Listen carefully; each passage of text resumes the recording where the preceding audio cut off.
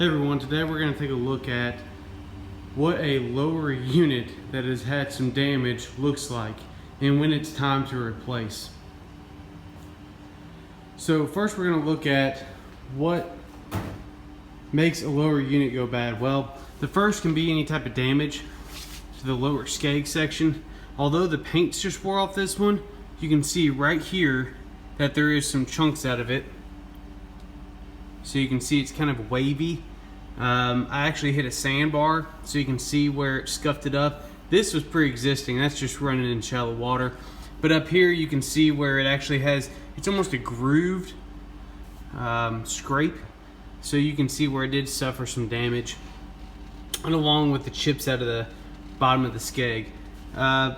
Normally you can maybe get by with a little bit like this, but when you have it on a boat that's running mid-70s or above, that's when you really need to start thinking about safety, because those are really high speeds to have chunks out of your skeg, because that's where their steering comes from. So you really need to be aware of that and take any steps necessary to correct it. Another thing you can look at when you have a bad lower unit is sometimes there might be some drips of oil from your case cracks somewhere along the line. This one does not have any of that type of damage, but that would just be another reason why you would need to take a look at it and take it into a dealer.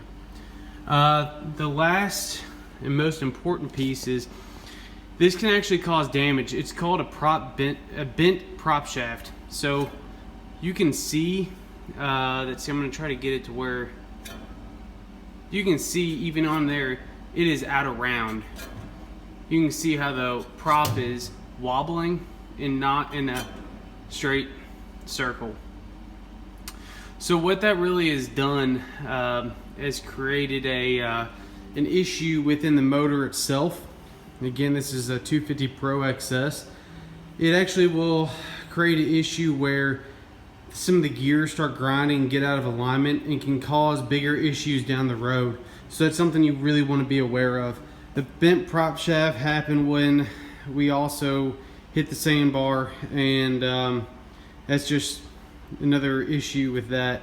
The other piece is when your prop needs attention. You can see here that it's all jagged and it's wore, like you can see the wearing of it here, the chunks out of it, like right in here.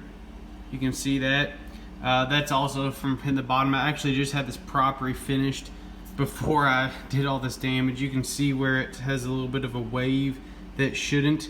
A little bit of an extra cup right through here. Kind of hard to see that. See, there's a better angle right there. You can see it has a little bit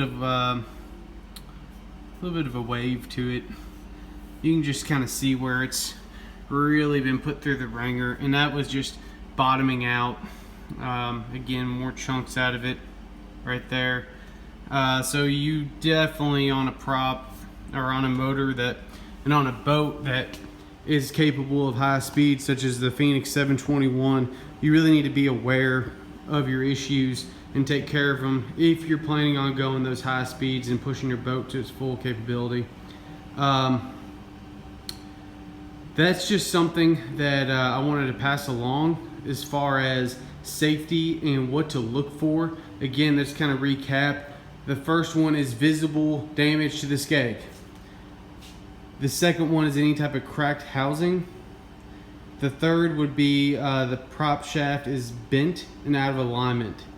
And just as an added feature, that's that prop that is scarred up and dinged up and out of kind of has a little wave to the blades. Those need to be taken care of as well. You're going to cause some issues to your motor, which we all know they are super expensive, so we definitely want to take care of it and don't cause any further harm to the engine or personal harm to yourself going down the lake at a high clip of rate. So that's what we got. If you have any questions, just post them down below and I'll check them out and answer anything that I can. We'll be doing some more how-to videos, so stay tuned. Thanks.